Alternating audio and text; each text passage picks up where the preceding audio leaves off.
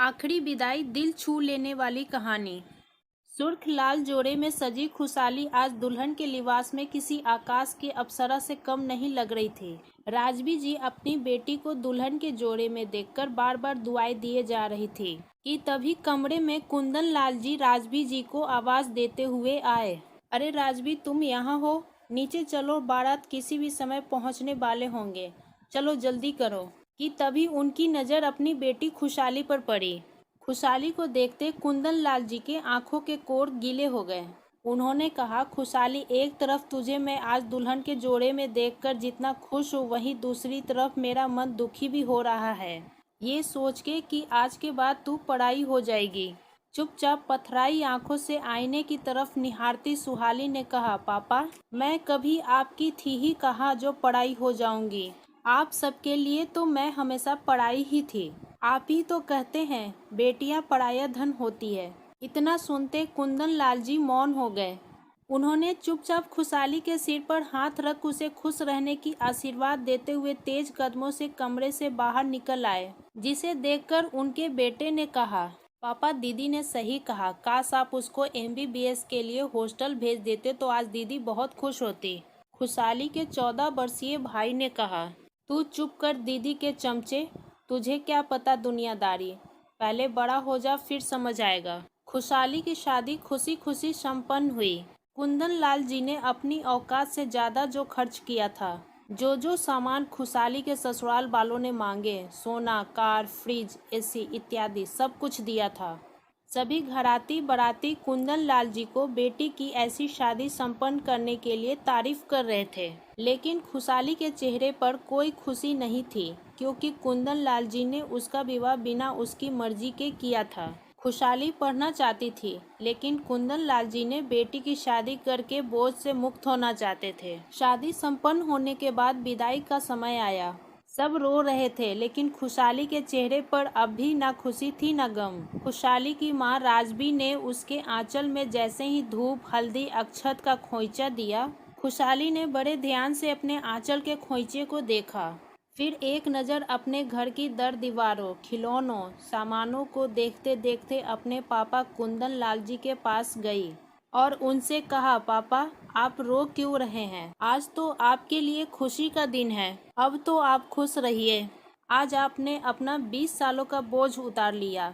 मैं कहने के लिए आपकी बेटी थी। आपने मुझे जन्म दिया, पाला पोसा भी।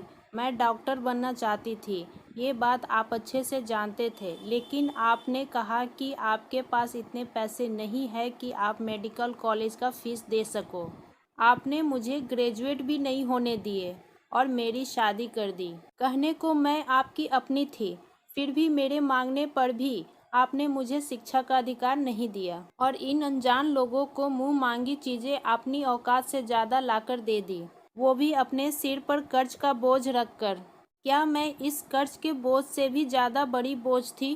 कहकर खुशहाली वहाँ से विदा होकर ससुराल चली गई। कुछ ही दिनों बाद कुंदन लाल जी को ऐसी खबर मिली। तभी नर्स ने कहा, पेशेंट से जो मिलना चाहे मिल सकता है। कुंदन लाल उठकर भागते हुए अंदर ICU में गए, जहां अपनी बेटी को जिंदगी और मौत के बीच जूझते हुए देखकर वो उसका हाथ पकड़कर रोते हुए बोले, मुझे माफ़ कर दो बिटिया, मुझे नहीं पता था कि मैं अपनी बेटी का हाथ इंसानों के हाथ में नहीं, जल्लादों के हाथ में दे रहा हूँ। मैं तेरा दोषी हूँ, बस मुझे एक बार माफ़ कर दे बेटी। बदले में खुशहाली ने कहा, पापा, अब बहुत देर हो चुकी है। कहते हुए उसने अपनी आखिरी सांसें ली। कुंदन लाल जी की वेदना आज वैसी ही थी जैसे जल से किसी मछली को निकाल दिया जाए। आज उनका मन वैसे ही तड़प रहा था।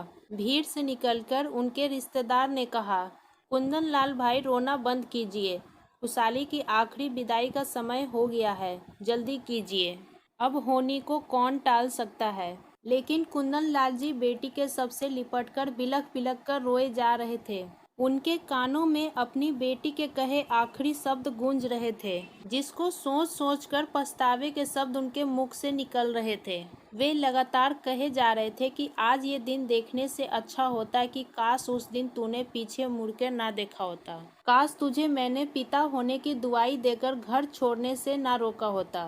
मैंने तेरी बात मान ली होती और तुझको पढ़ने के लिए बाहर भेज दिया होता तो शायद आज मेरी खुशहाली बेटी दहेज की बलि ना चढ़ती। उन दहेज के लोभियों ने दिन पर दिन अपनी मांगे बढ़ानी शुरू कर दी, जिसको ना पूरा होने पर उन लोभियों ने खुशहाली को ही दहेज की आग में जला डाला। इंस्पेक्टर ने कुंदन लाल जी को तसल्ली देते हुए कहा, आप चिंता मत कीजिए, उनको सजा भी मिलेगी और उन लोगों को आपको मुआवजा भी देना पड़ेगा। लेकिन साहब, मुझे तो सिर्फ मेरी बेटी चाहिए, कुंदन लाल जी ने रोते हुए कहा। आज खुशहाली के पार्थिव शरीर को एक बार फिर लाल जोड़े में अपनी आखिरी विदाई पर खामोश थी, लेकिन बहुत से सवाल थे जो उसके मृत शरीर पूछ रही थी कि आखिर इसका जिम्मेदार कौन कौन है। मुखाग्नि देते कुंदन लाल के हाथ कांप रहे थे। आज उनके पास छाती पीटने के अलावा कुछ भी नहीं था, क्योंकि हाथ खाली थे कि तभी मूसलाधार बरसात भी होने लगी। शायद आज कायनात भी रो रही थी। दोस्तों, क्या कहना आपको इस कहानी के बारे में कमेंट करके ज़रूर बताएं। वीडियो को लाइक करें और इसी तरह की रोचक कहानी लगातार देखने और सुनने के लिए हमारे चैनल को सब्सक्राइब करें। घंटी को दबा के ऑल पर सेट कर लीजिए ताकि आने वाले वीडियो का नोटिफिकेशन आपके पास तुरंत पहुंचे। मिलती हूं आपसे अगली वीडियो में, तब तक के लिए धन्यवाद।